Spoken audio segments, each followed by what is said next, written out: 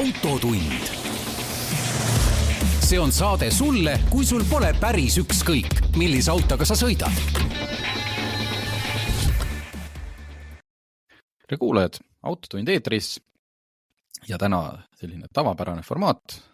Martin Mets kuskilt mujalt Eestist, Tarmo Tähepõld Geeniuse stuudiost ja räägime, mis meid see nädal on rõõmustanud või natukene närvi ajanud automaailmas ja liikluses. Räägime Mercedese järjekordest otsusest elektriautode maailmas. Üks lahe autoüritus, kes veel kuulab seda saadet enne pühapäeva, ja võtame kiirelt läbi mõned autod, millega ma olen siin Eestis sõitnud, millega me oleme natuke varem ka välismaal käinud, aga sellised Eesti kogemused ka. Pikalt ei jaura ühegiga, aga mõned asjad, mis on silma jäänud. Nii, aga sellest nädalast ma esiteks ma muidugi võiks viriseda, mille kohta, või mitte, see on selline ise tekitatud haav, ise tekitatud vigastus. Ma ostsin omale ju mõned aastad tagasi mõnusa sportsedaani ja siis ühtlasi olema ka autoinimene, mis tähendab seda, et poolikuid lahendusi ei ole.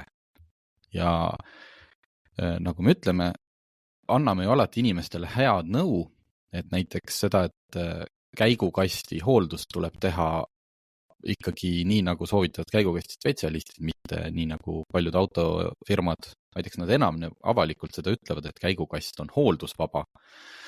Aga need välbad on kindlasti tegelikult palju varasemad. Ja tegin ära 100 000 peal käigukasti hoolduse. Siis pidin ostma 2 rehvi, kuna sel autol varem olid all väga kallid sportrehvid, aga ees ja taga kulusid erinevalt, siis ma eelmisel hooajal ostsin 2 tükki ja ma pidin samasugust ostma, sest on nelikveoline ka ja sa ei või nagu ette ja taha ei ole väga hea panna erinevaid rehve sellisel puhul. Ja nüüd ma pidin siis ostma ju, ma olen nagu mingis sellises õudses tsüklis, et nüüd ma pidin jälle 2 sellist kallimat rehvi ostma, kuigi ma hajutasin 2 aasta peal ära, aga see oli ikkagi väga valus. Ja nüüd tuligi hommikul kullerilt sõnum, et täna ta kunagi millalgi tuleb. Ja me teame, et Murphy seadus ütleb, et ta kindlasti helistab saate lindistamise ajal. Aga see oleks väga temaatiline. Väga temaatiline ja dramaatiline. Ja siis, mis me teeme, pausi, et tõstab mulle need siia kontorisse. Ei, siis ta lihtsalt peab ootama. Aga tegelikult ma tahtsin rääkida ühest samast asjast, mis mu autol, oma autost. Ja see tüütu start-stop-süsteem. Et see on ma saan aru, see on üks asi, mis kuskil paberil või võib-olla mingites suurtes sellistes Lääne-Euroopa või suurlinna ummikutes annab see tõesti mingi tuntava võidu, aga see pagana start-stop-süsteem mul on 2017 aasta auto. Tänapäeval kõikidel kerghübriididel, kus on seal pisikene aku ja see mild hübriid paljuski ongi selle auto käivitamiseks see 48 voldini süsteem, mis toimib natuke paremini, natukene vähem tuntavalt, aga mul enda auto puhul talvel ta seda ei tee, sest et talvel ta saab aru, et tal on mootor külm, ühesõnaga ta hoiab seda autot töös, sest ta saab ise ka aru, et selle pidev kinni käima panemine ei ole hea mõte. Aga suvel, nüüd ta teeb seda kogu aeg ja põhimõtteliselt autot käivitades on mul siin pead auto käima, eks ju, turvavöö peale, niimoodi ühendad telefoni ja siis lisa on see, et start-stop-süsteem välja. Ma tahaks selle kuidagi, jällegi sellel alfal on see jama et seda ei saa süsteemist niimoodi maha võtta, et ära üldse panegi mul seda. Ja mitte, et ma oleks tohutu looduse vihkaja ja tahaks seal istuda iga ristmiku taga, nii et mul summutist kogu aeg asju tuleb, aga 2017 on siis juba ju 7 aastat vana. See on ikkagi päris rabe süsteem. Ja see tähendab seda, et kui sa siin pead liiklust tegema mingi kiire otsuse, niimoodi, et ma ei tea, mul on vaja vasakpööret teha, ma tean oma auto võimekust, ma tean kõike, et ma nüüd ikkagi näen, mulle tuleb vastu, aga ma jõuan ilusti läbi. Ja sellel hetkel on see auto seisma jäänud. Ja siis ta paneb käima ja liiklusesse see pool sekundit või sekund on tegelikult väga oluline. Lisaks ajab see sind ennast ka segadusse, ei hakkagi nüüd minema. Ja see on hästi tüütu. Ja ma kuidagi tunnen, see ei saa ju olla ka starterile ja kogu sellele süsteemile suures plaanis väga hea. Võib-olla ei ole mingit seost, võib-olla selles mõttes absoluutselt seda mootorit ja kõike ei huvita, et ma kogu aeg kinni käima teda või siis auto ise paneb. Aga mind ennast see jubedalt häirib, noh. Et kuskilt on ju meeles ka see auto koolist ja see, et see auto, et kui sa ühesõnaga, kui sa kuskil pead kedagi ootama, muidugi mitte liikluses, aga ma ei tea, maja ees, et siis mäletan mingit numbrit 20 sekundit, kui sa tead, läheb kauem kui 20 sekundit, et siis jätta auto seisma. Aga kui läheb vähem, et siis pigem jätta käima, et siis ei, ma ei tea, akud ja kõik asjad. Ühesõnaga, mulle ei meeldi start-stop-süsteem ja ma sõitsin, saate lõpus räägime uuest Škoda Kodiaqist, millega ma siin olen nädal aega sõitnud. Ausalt öeldes, kui nad on diiselmootoriga ka veel, siis ka sellel olen ma siin ikkagi seda välja lülitanud. Sest see on hästi tuntav, see käima minek. Ja ikkagi see sama kohalt võtt ja see häirib mind ja ma tahaks selle välja progeda. Võt selline tähelepanek, ma ei tea, kuidas teil on nende start-stop-süsteemidega, aga ideena hea, teostus 2. Mul on tekkis nüüd nii palju mõtteid selle peale ja mul kodus on see Mini Cooper, mis on ka 2017. Selles mõttes, et ta ajab tõesti närvi, sellepärast, et sa saad ta ju välja lülitada, see on ilus kang on kohe, selle kangikesed kenad, kui sa saad selle välja lülitada. Ta lülitab selle ise kogu aeg sisse tagasi. No just. Et ma ei tea, see ei ole isegi nii viisi, et auto peaks vahepeal seisma ja ma ei tea, mingi aeg läheb mööda ja siis ta lülitab ennast ise välja. Ja see on eriti loll, et sa tagurdad hoovi, sa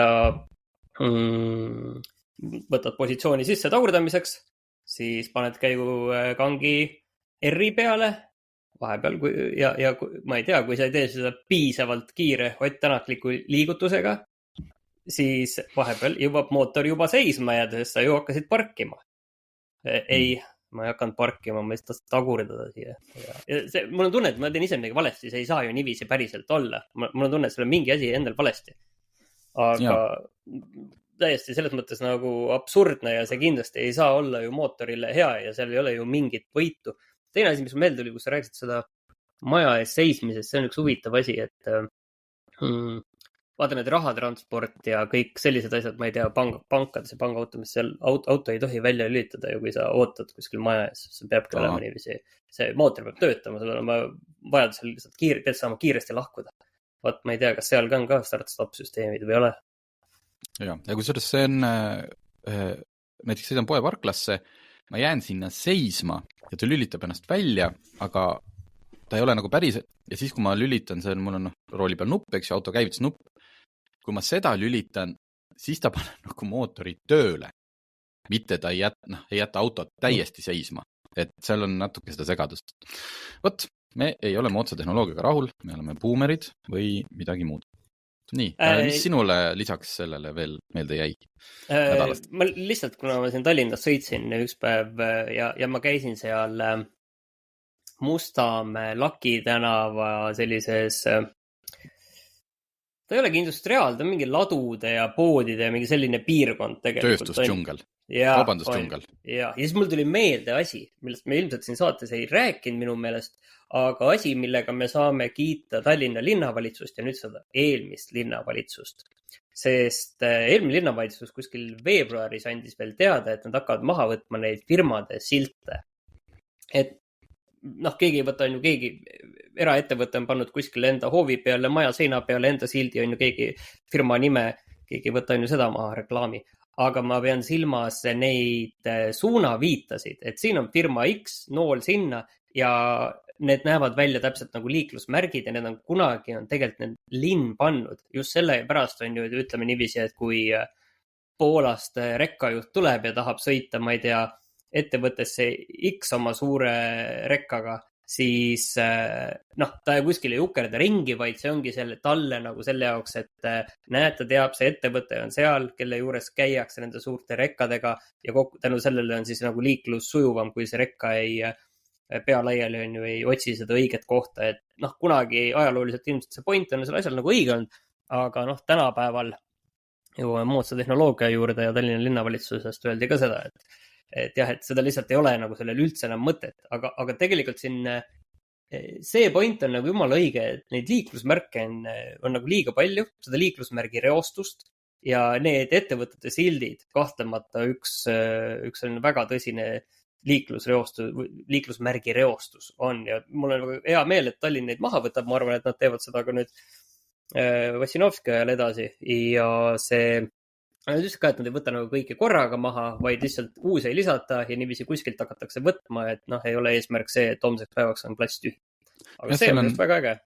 Ja seal on mingi teatud ju lisanduv halduskoormus ka, et kui mõni ettevõte kolib ära või läheb, ma ei tea, pannakse kinni, et kas, kelle ülesanne on siis see märk seal ära koristada, et ettevõtte ometi, ei, see on linna hallata. Need on nagu linna hallata. Aga lihtsalt, kas linnas tõesti kuskil ametnik, eks ju, kes jälgib, et ettevõtte X kolis kuskilt ära või pani uksed kinni, et seal on silt, et see tuleks nüüd maha võtta. Et ma kardan, et neid silte on ka päris palju selliseid, mis küll näitavad, et sealt saab osta head, ma ei tea, kraanikaussi, aga tegelikult sealt ei saa ammu enam seda kraanikaussi osta, aga sellest sildist, see silt on kõigil meelest läinud juba.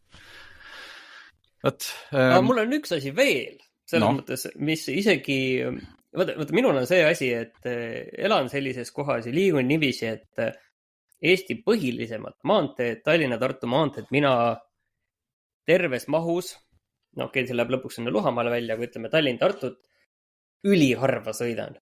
Lihtsalt ei sõidan. Ometigi käid sa Tartus päris tihti. Käin, aga ma käin teisted, käin Piibe maanteed ja mitte sellepärast, et ma kuidagi spetsiaalselt valiksin selle, vaid kuna see on Rakverest tulla on lihtsalt palju otsem. Aga ma sõidan tihti muidugi üle sellest Tartu, ma ei tea, Pärnu peale, Haapsalu peale, iga poolt. Ühesõnaga, ma alati näen nagu mingit lõiku, aga seda, et ma nüüd otsast algusest peale sõidaksin selle Tartu maantee läbi, seda juhtub tõesti niiviisi paari aasta tagant. Ja nüüd just juhtus see. Ma sõitsin Tallinnast, sõitsin Tartusse. Paar üllatust ja paar tähelepanekut, et see tee on väga kiire. See tee läheb väga kiiresti.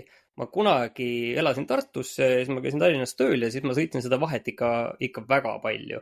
Ja see asi on nagu öö ja päev. Ja see on väga kiire, et ma tulin veel tegelikult kuskilt Lääne Harjumaalt ja ma vaatasin natuke üle 2 tunni sõitis Keila juurest veel kaugemalt sinna Tartusse välja. 2 tundi umbes Keilast. Täiesti hullumeelsus. Täitsa nagu normaalselt sõites ka, mitte 150-ga seal liikudes. Ja võib-olla üks kõige huvitavaid asju on see, et me kõik teame, et see on 2-realine sinna Mäoni, Koseni kuskile sinna kanti. 4, 2+2, 4. Jah, 2+2, jah. Ja see osa, mis ei ole, see osa, mis on 1+1, see tundub nii lühike. See tundub nagu nii absurdselt lühike, et täiesti raske on aru saada, et miks ei ole valmis ehitatud 2+8, tagant edasi pärast Põltsamaad tulevad need 2+1, seal enne Tartut veel tuleb see uus 2+2 lõik. Ja tead, see tee on nagu peaaegu valmis. See 1+1 on seal nagu kõige ohtlikum koht laupäeva pärast sõites ilmselgelt, et seal oli rekkad olid seal, sõitsid 80-ga, kohe tulid möödasõidud.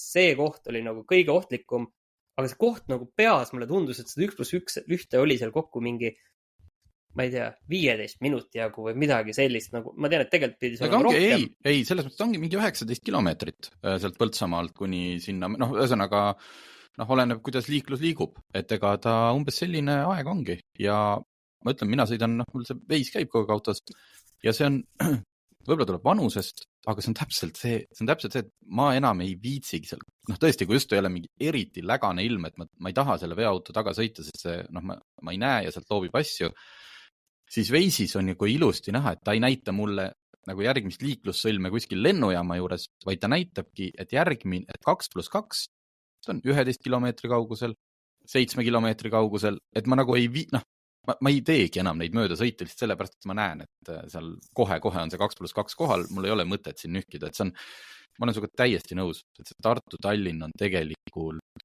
jumala okei juba, et pigem üldse, jah, selle lõpu võiks sinna või selle kuni Põltsamaani valmis teha, aga pigem võiks, kui riik kuskiltki mingi raha kokku kraabib, siis Tallinn-Pärnu on tegelikult saanud, ma arvan, Eesti kõige probleemsemaks selliseks suureks maanteeks praegult, just ohutuse mõttes.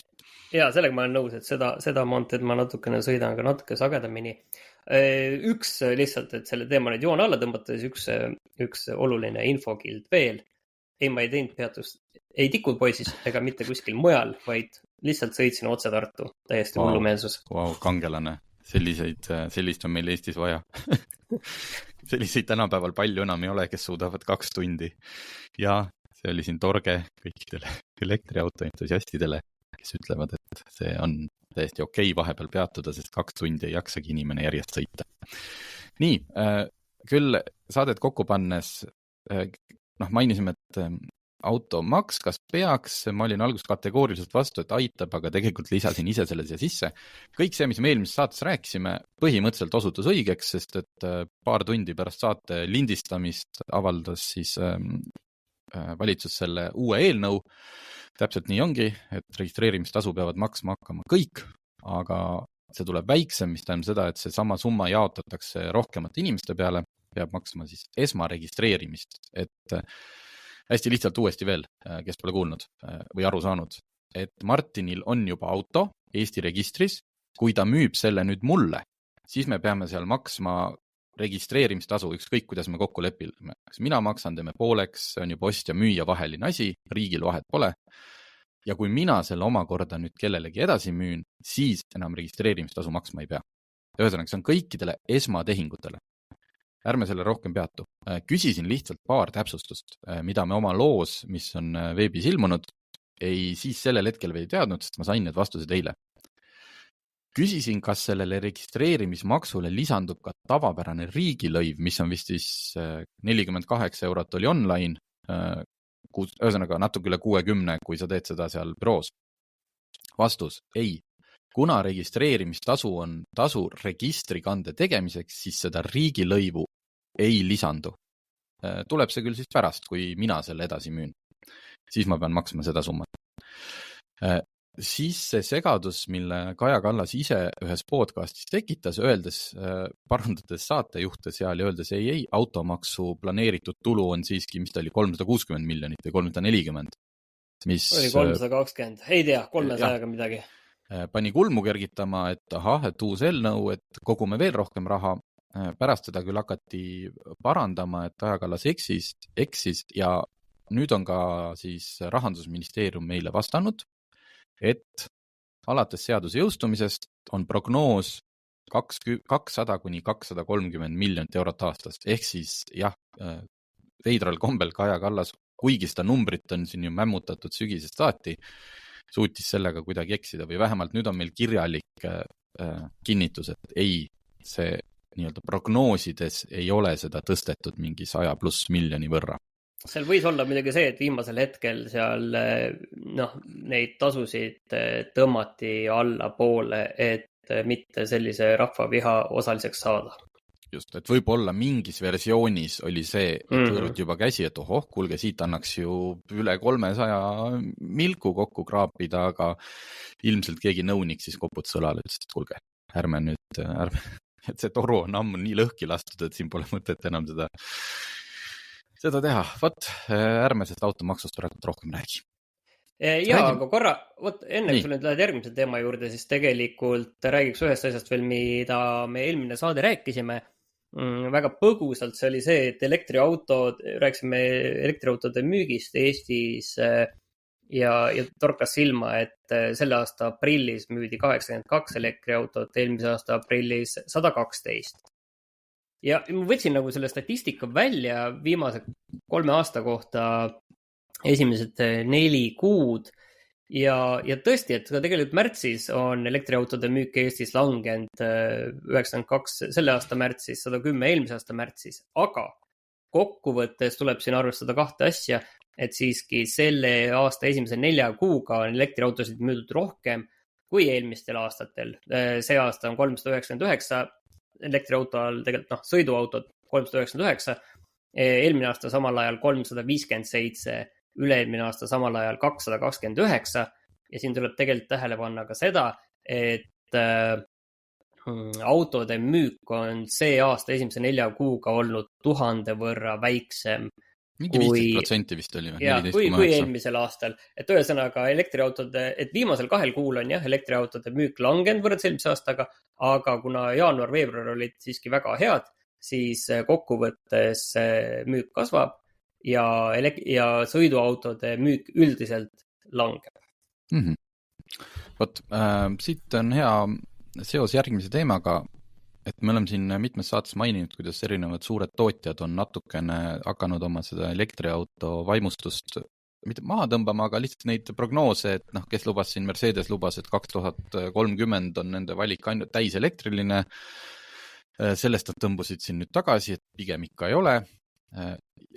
Muuseas, uudisena lugesin seda, et Mercedesel tuli uus CLE ehk ilus luksuskupee ja selle AMG versioon pidi algselt oli plaanitud nagu C-klassi C63, et seal on 2-liitrine hästi võimas bensiinimootor ja siis korralikult elektrit vahel. Võimsusnäitajad olid seal muidugi vägevad, kas äkki üle 700 hobu, ühesõnaga väga, väga raju, aga ühtlasi see autoga meeletult raske ja see C63, mis on olnud väga populaarne sportsedaan ja universaal selle M3 ja Audi S-mudelite kõrval, siis see C63, neid küll tootmine nüüd siin alles on nagu käima minemisega üldiselt nagu, ta ei ole saanud palju kiita. Ja juba tuligi uudis, et selle CLE AMG kapoti alla läheb ikkagi vana hea 4-liitrine V8. Aga see pole ainuke muudatus. Mercedes andis ka teada, et on Autocar vahendas seda uudist, ma ei tea, kas on ametlik teadaanne, aga et nad on peatanud oma suuremate elektriautode uue põlvkonna platvormi arendamise, ehk siis SUV-d ja seal EQE, EQS, et need ei lähe küll müügist maha või need ei lõpetata, aga võetakse olemasolev platvorm ja tehakse seda siis moodsamaks. Aga täiesti uut platvormi ei arendata, sellepärast et selgub, et see müük ei olegi nii hästi läinud. Mis on selles mõttes natukene nagu, mind pean üllatama, et kui üldse, eks ju keegi, et sa ostad Mercedese luksusauto, siis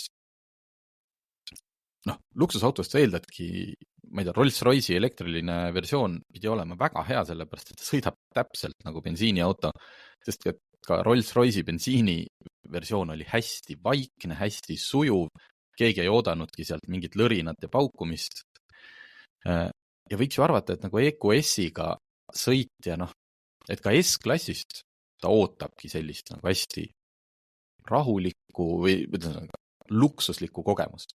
Ja lisaks siis ka selles kallimas klassis inimestel ei ole raha nii palju, et see tavaklassis, et sul on ikka, kas sa ostad elektriauto või bensiiniauto, on seal suur, see hinnavahe on väga tuntav ja inimene peab nagu oma rahakoti vaatama, aga näed, et huvitav, et ka selline väheke jõukam inimene miski pärast ei ole läinud neid Mercedes luksuslikke elektriautosid ostma.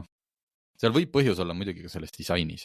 Et disaini on raske hinnata, et see on kole või ilus, aga ta ei ole saanud universaalselt kiita. Vastupidi, seda kole ilus on väga lihtne hinnata, aga need tulemused võivad inimeste kaupa väga varieeruda lihtsalt. Et jah, et see on lihtsalt järjekordne natukene selle meie sinu toodud elektriautode müügi näitega, et meil on küll väga väike tiik, et selle pealt ei saa globaalseid järeldusi teha, aga et ma ei ütle siin kuidagi, et elektriautod nüüd ongi nendega kõik. Lihtsalt see tohutu vaimustus ja see äkiline tõus, mis justku, et nüüd me hakkame kõik, et see on inglise keeles leveled või see on nüüd püsima jäänud. Et inimesed on, need esimesed entusiastid on ära ostnud, kelle raha on ja selline ka on ära ostnud ja nüüd selle suure massi veenmisega on ikkagi väga raske. Väga raske on seda suurt massi taha saada, kes peaks hakkama siis kõiki neid elektriautost ostma. Ja huvitav on näha, et mis järgmistel kuudel ka nüüd selle Eesti müügiga toimuma hakkab tegelikult. Nii, siis autoüritusest, ühesõnaga, kes seal kuulab seda saadet enne pühapäeva, siis on tulemas üks Pärnus Porsche ringil, ehk siis sellel Audro ringrajal on pühapäeval 19. mail on 2 suurt üritust pannud õlad kokku. on Open Track, mis on selline rajaüritus, kuhu kõik saavad peale. Ma ei tea nüüd, kuna see nii suurelt on ette võetud, ma ei tea, kas seal üldse enam kohti on, peab tuurima. Ja Cars and Coffee, et see lihtsalt, et see ei ole nagu selline autospordi üritus, vaid see on põhimõtteliselt väga suur autofännide kogunemine. Cars and Coffee meeskond on välja valinud seal 100 autot nii-öelda näitusalale ja samas käib seal kõrval ringrajal korralik nagu andmine inimesed oma autodega, tavaliselt on seal väga vingeid autosid kohal, et miks ma selle sisse panin selle ürituse, see ei ole tasutud teadaanne, vaid lihtsalt mul endal tundub, et see võiks olla, kui ma siin reklaamiks praegult, et Audru ringrajal on mingi ringraja autode võidusõit, et see on mootorisport, et keda huvitab, see teab nagunii, et see seal toimub ja naljalt ennast keegi, kellelt mootorispordist suva välja ei aja, aga lihtsalt, et ilm tundub ilus tulevat, täitsa mega, vist, ma ei tea, eile veel oli. Et lihtsalt soovitan ette võtta selle sõidu sinna Pärnusse ja teha üks korralik autoteemaline pühapäev. Ma arvan, et seal rajal näeb väga, väga erinevaid autosid. Tõenäoliselt mingist 3000 eurosest raja korda seatud 3. seeria BEM-ist kuni Porschede ja Ferrarideni välja. Ja pluss siis kõik, mis seal näitusel on. Et uurige, Autogeeniuses on ka see üleval, aga pühapäev ja vist äkki kell 10 algas ja 5 eurot oli pilet, nii et täiesti olematu. Vot. Nii, räägime natukene siis nendest proovisõiduautodest. Škoda Kodiaq, ta on meil siin nädal aega olnud toimetuses põhimõtteliselt minu ja Markus Pipra kasutuses. Olen teinud sellega maanteesõitu. Ühesõnaga, pean tunnistama, et kui ma ei oleks selline autofanaatik või mingi bensiin veres ei voolaks, siis Pipraga arutasime, et pagana Kodiaqil ei ole peaaegu mitte ühtegi viga. Või ei ole ühtegi sellist asja, millest tahaks niimoodi kinni võtta öelda, et kurat, hea auto, aga ei ole seda aga. See ekraanindus, küll selle Volkswagen Grupi, eks mis paar aastat on olnud ilge või jõudne nagu jura, väga hea ekraan, seest väga ilus interiör, siuke konjaki värvi, diisel, nelikvedu, kõik mugavused on peal, tohut, see on nagu Kodiaq ei olnud ka ennem väike auto, siis nüüd on pagasiruum on hiiglaslik, nagu kõik. Et see on täiesti hämmastav, hind on ka muidugi. Sellises seades umbes 50 000 eurot, aga ma ütlen selle, et nii palju autot seal. Ja ma püüdsin siis leida mingit viga. Ja ma ühe leidsin. Ja see ei puuduta küll ainult Kodiaqi, vaid seda kogu selle Volkswagen Grupi uut lahendust. Käigukang. Ja käigukang, mis asub nüüd roolisambal, mis on selline keeratav nupp. Ja see on täiesti hämmastav, kuidas mina nädala ajaga ja Margus Pipar kurtis seda sama. Ma oleks sõitnud parklas ühele sisse. Ja see on see lihasmälu.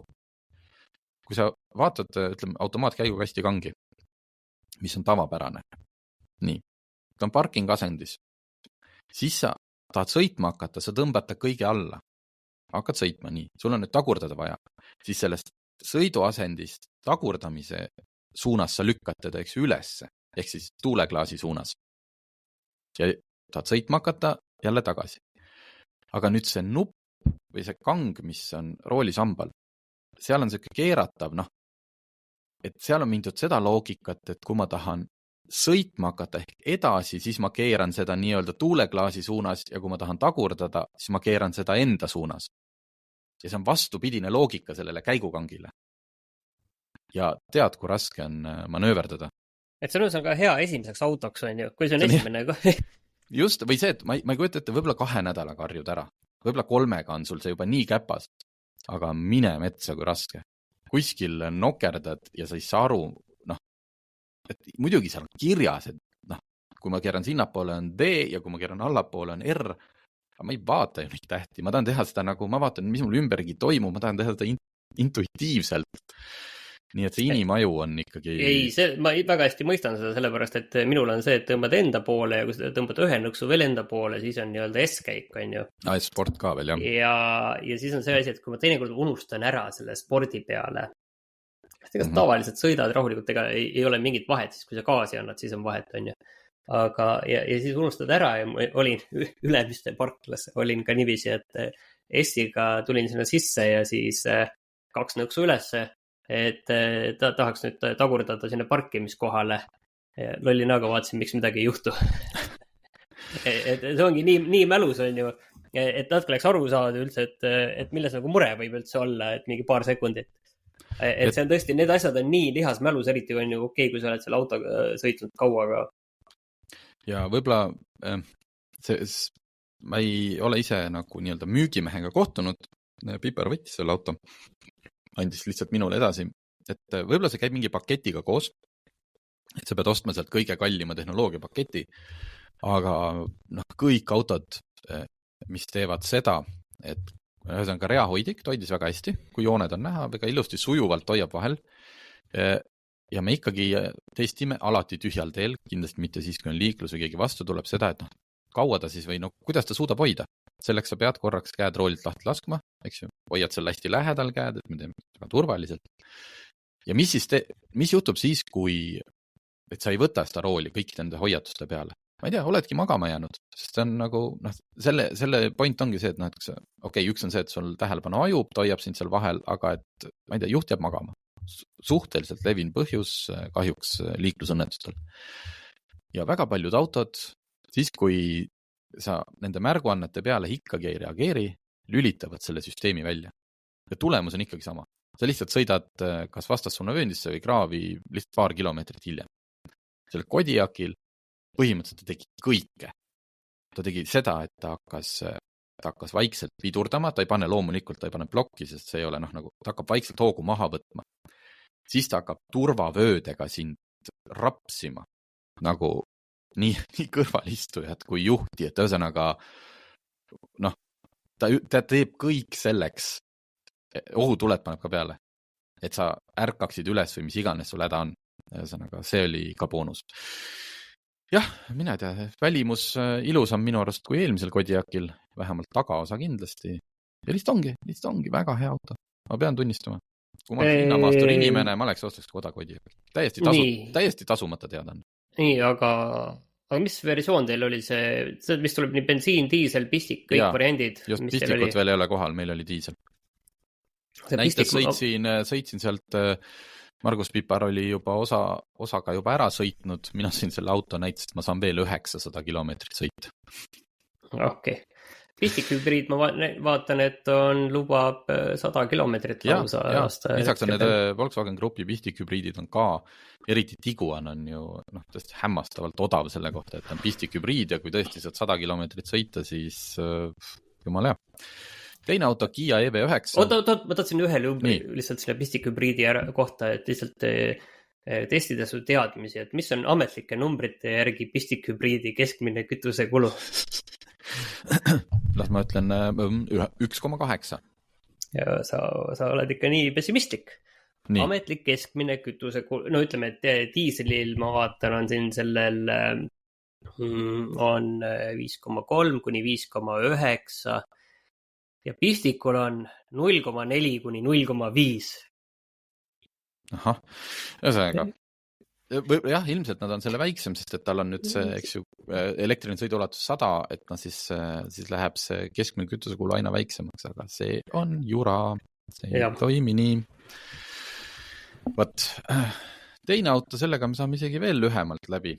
Kia EV9, millega ma käisin sõitmas, vist oli sügisel välismaal, jättis väga hea mulje. Tahtsin tegelikult sellega siis ju sõita ka Eesti talvest, aga kahjuks me ei jõudnud. Nüüd sõitsin Eesti ilusast kevades ja ta jättis ikkagi väga hea mulje. Sõiduulatus põhimõtteliselt 500 kilomeetrit. Et jätkuvalt, kui mina sõidan elektriautodega, ma teadlikult ei tee ökosõitu ja ma teadlikult ei tee ka seda, et ma panen kogu aeg sportrežiimi ja üritan saada võimalikult väikest tulemust. ma sõidan täpselt niimoodi, nagu ma tahan.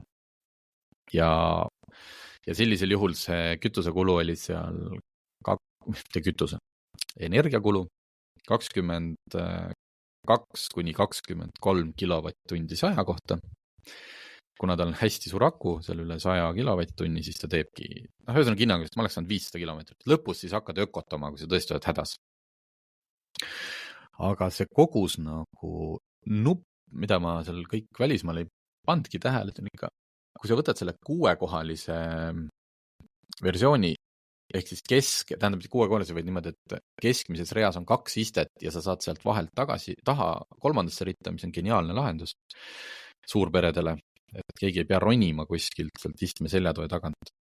Lihtsalt ka need keskmised istmed lähevad nagu lamavasse asendisse. Sul on kõik nii luksuslik, sa saad juhi kõrvalistu ja istet, seljatoe peal on nupud, sa saad nii-öelda keskmisest reast seda ettepoole liigutada, juhul kui sa tahad seal keskel eriti lösutada ja nagu juhi iste sind masseerib ja see kõik on jätkuvalt nagu selle sama 90 000 euro sees, mis on suur summa, ma ei ütlegi, et see ei ole, aga ka pärast seda paari päeva selle EV9 Eestis ma ütlen, et nagu ma läksin seda ühel sõbral näitama. Ütleme, sõbral raha on. Sõidab palju kallimate autodega kui see Kia EV9. Tal on üks suur pereauto ja siis on endal veel üks elektriauto. Tahab võib-olla varsti välja vahetada. Läksin näitama talle, et võt, sul mahub kõik mitu last sul, kõik mahuvad see ära, vaata kui. Ja istusid niimoodi, sõitisime ja vaatas ja küsiski, et kuule, aga miks see, ütleme siis Range Rover või see, mis tal praegult on, et miks see maksab nagu peaaegu 50 000 eurot rohkem, vähemalt, eriti kui see läheb elektriliseks. Tema sellest aru ei saanud. Siis ma ütlesin, okei, sul siin armatuur laua peal, võib-olla see nahk on nagu päris nahk või kui, ma ei tea tänapäeval, kas seda üldse võib panna enam. Et ühesõnaga tehnoloogiliselt või auto mõttes ei olegi vahet. Jättes kõrval, Land Roveritel on seal mingit seda maastiku tehnoloogiat rohkem. Aga ühesõnaga tema ei saanud aru, et miks ta peaks maksma 50 000 eurot, mis ta siis rohkem saab. Et Kia on saanud hakkama nagu väga kõva asjaga.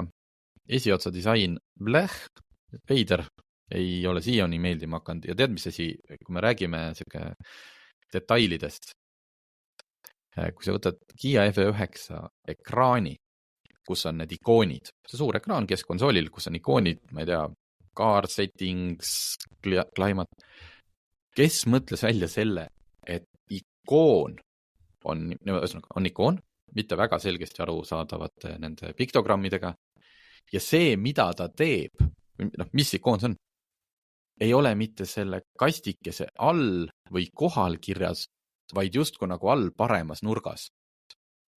Ehk see on visuaalselt nii häiriv, et nagu oleks viltu, saad aru, keegi on pannud nagu tabulaatorit arvutis selle, et sa paned nagu taandrea.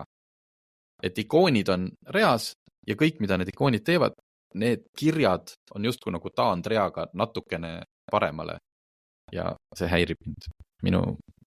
Minu igasugust kompulsiivdisorderit silm hakkab tõmblema. Võt nii, ma ei tea, on sul küsimusi, et ma siin kuidagi kiidan neid autosid. Ma ei oska.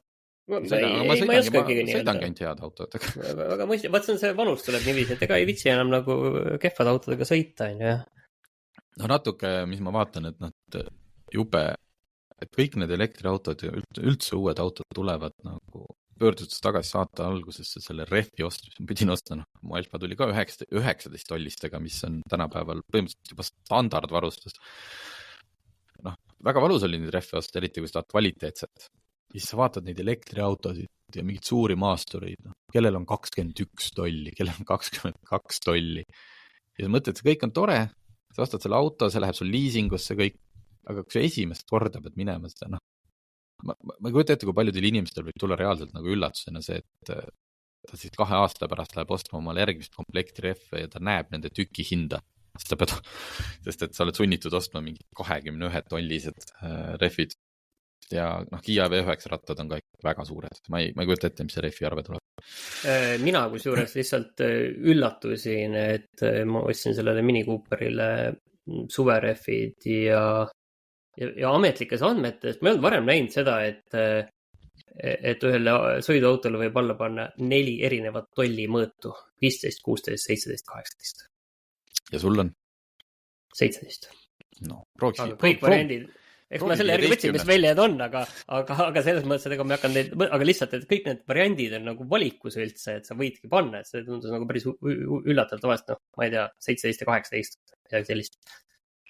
Nii, 3. auto. Väga praktiline. Kõikide siin praegu oleme rääkinud 90 000 eurosest autost. Oleme rääkinud 50 000 eurosest. Ja nüüd Martin Mets, sest et Tähepõld ei valmistanud saadet korralikult ette, leiaks mulle sellel ajal, kui ma räägin Citroen Berlingo hinnakirja, siis me saaksime teada ka mitme eurosest autost me täpselt 3.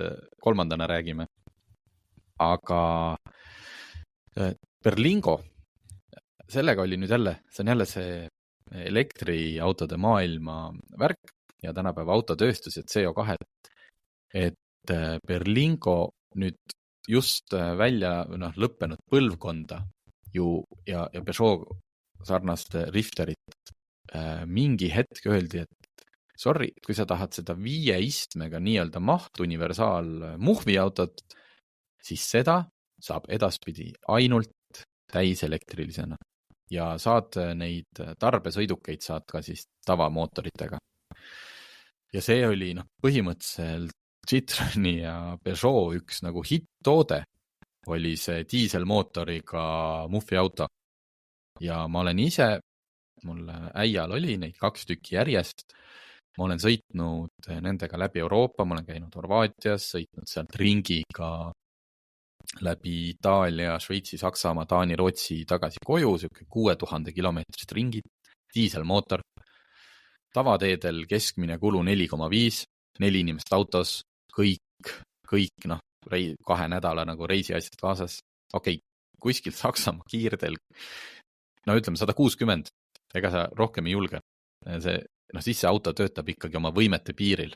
Sisse kütuse kulu oli muidugi 9, aga seda palju ei olnud. Ühesõnaga, ideaalne, praktiline, odav, seda ettevõtted ostsid kõik ja siis üks hetk öeldi, et sorry, enam ei saa, nüüd saab ainult elektrilisena. Mis sa arvad, kaua see kestis? Aastake äkki, sest et uus Berlingo uus põlvkond on ilusti ka sellise 5-kohalisena saadaval bensiinimootoriga ja ma ei tea, kas diisliga ka. Proovisõidu auto oli bensiinikas.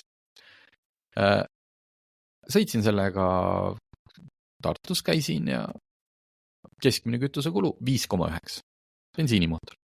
Jah, ei ole nagu päris diisli 4,5, võib-olla selle diisliga oleks ka 4 saanud, aga täiesti okei bensiinikulu.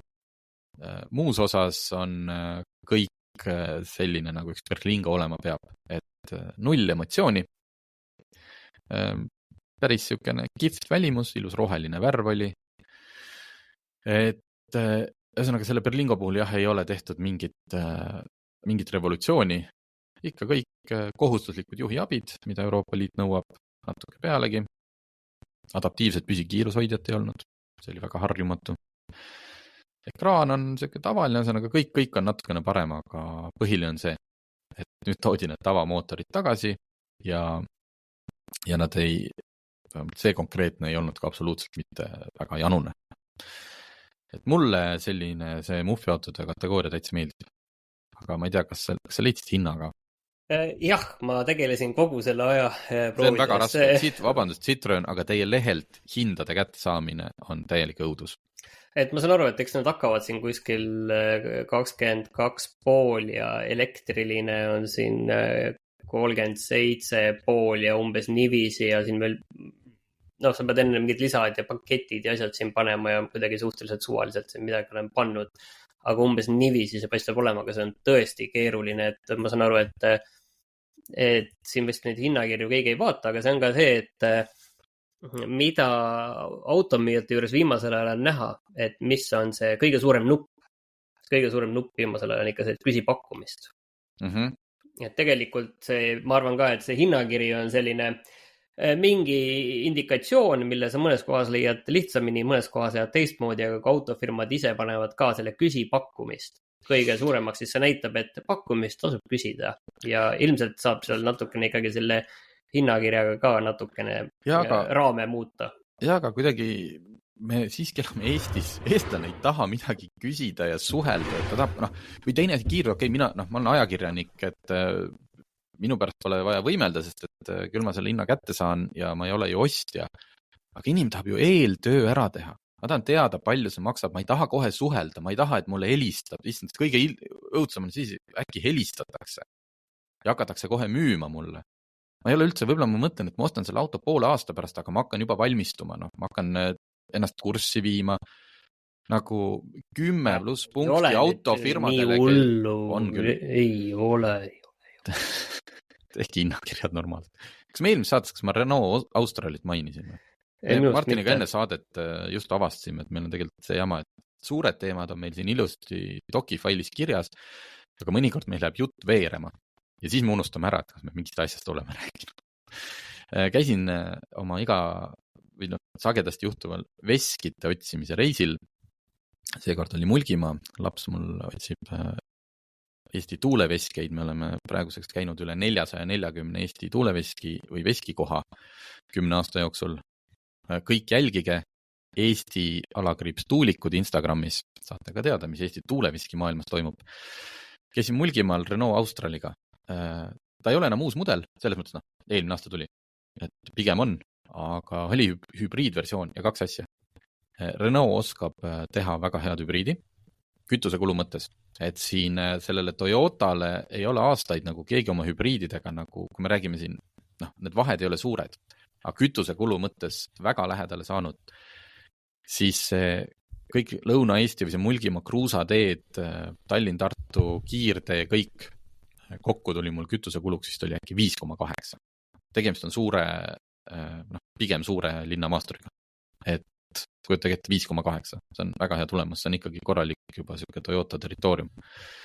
Ja teine asi Renault'el on see For Control lahendus, ehk siis tagarattad ka natukene pööravad, mis, ma ei tea, tavasõidul kuskil kurvi võttes jätab esialgu hästi veidra tunde, võib isegi ära ehmatada justkui nagu midagi oleks valesti, aga parklas, ma ütlen, ma võin Alfa Romeodest rääkida tunde head, aga kõik nad on olnud täiesti kohutava pöörderaadiusega. Mu 156 Busso oli selline, et kui sa ei ole harjunud ja sa arvad, et sa teed mingi pöörd, ma ei tea, kuskil keerad ringi tavaautoga ja siis proovid seda Alfa Romeoga teha, siis umbes kangutad 3 korda rohkem seda tagumist käiku. Siis see For Control parklates, lihtsalt imeline. Ma olen ka tohutu see Mercedes sama lahendus fänn, kus seal luksusklassis S-klass ja EQS tagarattad pööravad kuni 10 kraadi. Tähendab seda, et sa sooritad tagasi pöörde põhimõtteliselt nagu mingi Honda Jazziga. See on hämmastavalt mõnus tunne. Nii et Renault Austral jällegi. Ma ei tea, ilm on ilus väljas, äkki ma olen lihtsalt heast ujus. Et mul ei ole nagu ka selle kohta midagi halba öelda. Tundub küll niiviisi, jah. Veits igav, aga me proovime leida ka mõne halva auto varsti, et saaks. Jaa, tõmbame sellele saatele joone alla, lähme otsime halbu autosid ja siis tuleme tagasi. Jah, aga tore, et kuulasite, järgmine nädal jälle.